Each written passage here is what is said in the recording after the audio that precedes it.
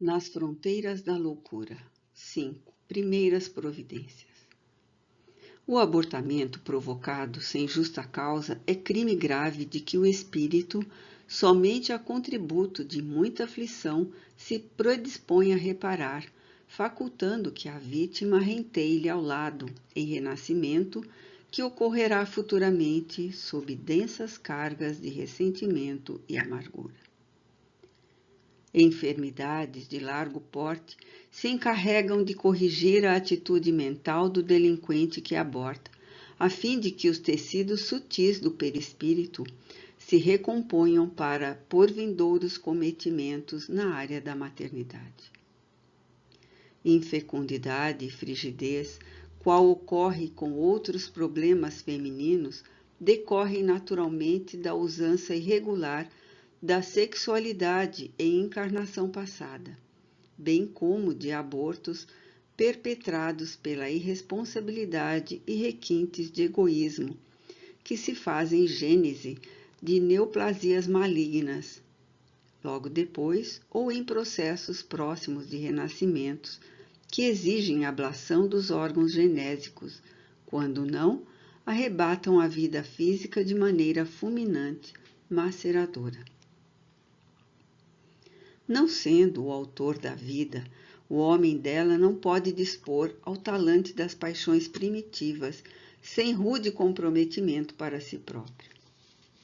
Emprestando elementos que corporificam o ser, torna-se instrumento das leis da criação que o honram com a oportunidade de cooperar no processo da evolução, não lhe facultando interrompê-la, sem que incida em delito de alta importância. Por isso que a sexualidade somente deve ser exercida quando responsável, sob as bênçãos do amor e o amparo da legislação em vigor, representativa no momento do grau evolutivo de cada povo. Em todo o renascimento, há razões propelentes que conduzem um a outro espírito, seja pelos automatismos vigentes no cosmos, seja pelas programações de elaboração cuidadosa, objetivando-se sempre o aperfeiçoamento de cada um, dentro dos impositivos das necessidades que os entrelaçam e seguram.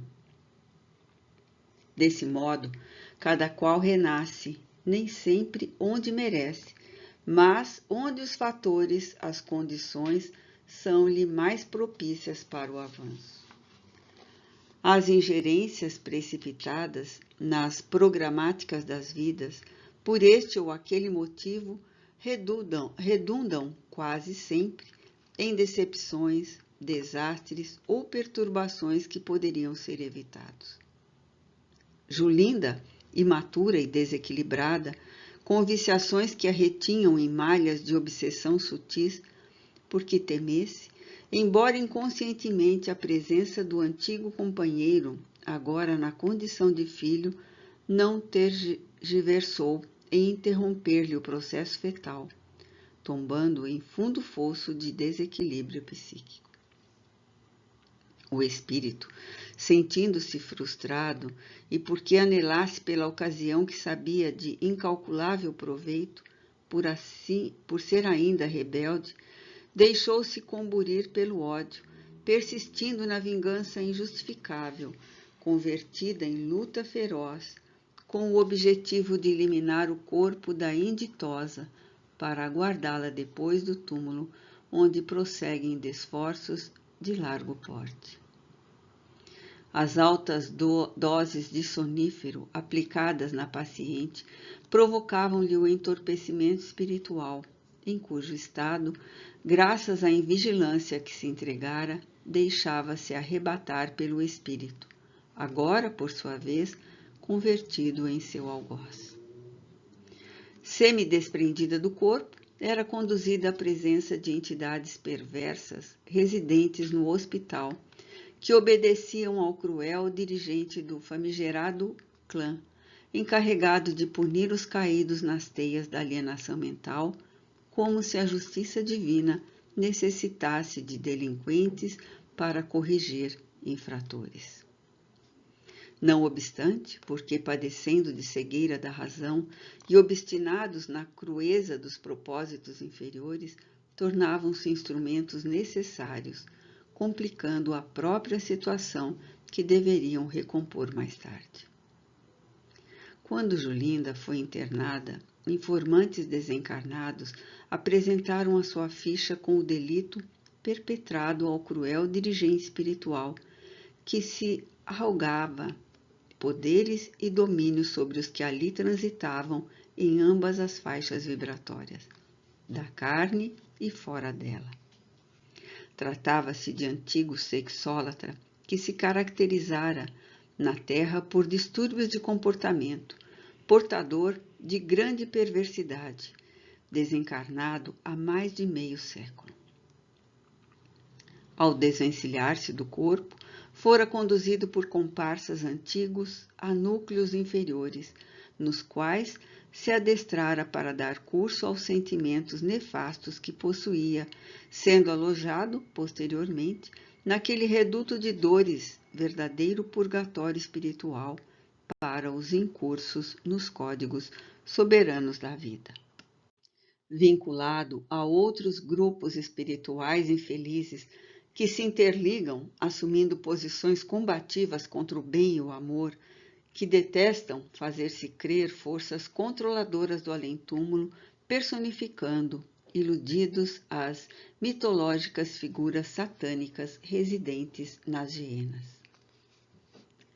Padecendo de auto-hipnose pelo prolongado período em que cultivam as ideias maléficas, deformam os matrizes perispirituais, assomando diante dos que lhe tombam, inconsequentes nos círculos da aflição, em formas temerosas, horripilantes, com as quais aparvalham as futuras vítimas, acostumadas às imagens mentais perniciosas pelos eitos do remorso que impõe justiça.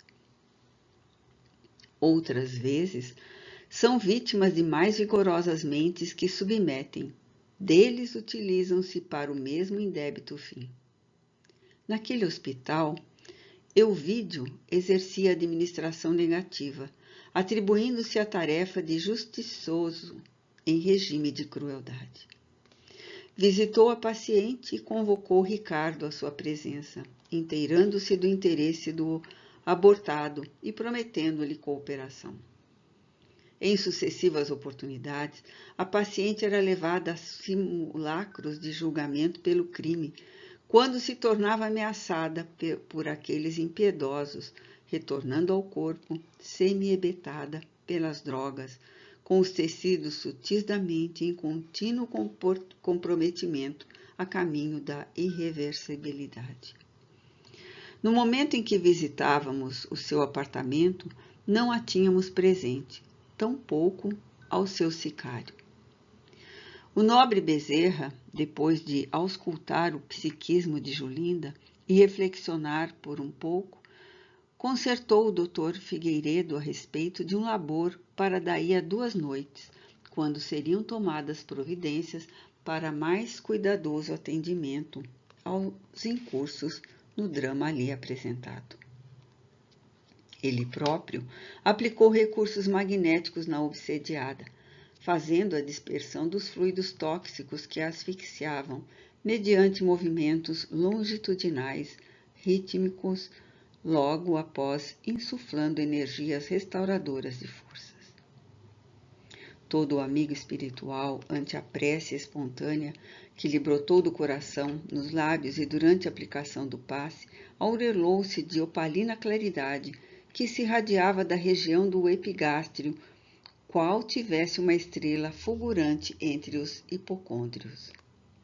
A energia que lhe escorria dos dedos venceu a resistência da carapaça de sombras que envolvia a doente, que estorcegou, atingida pelas ondas vibratórias que a alcançavam, para logo depois acalmar-se.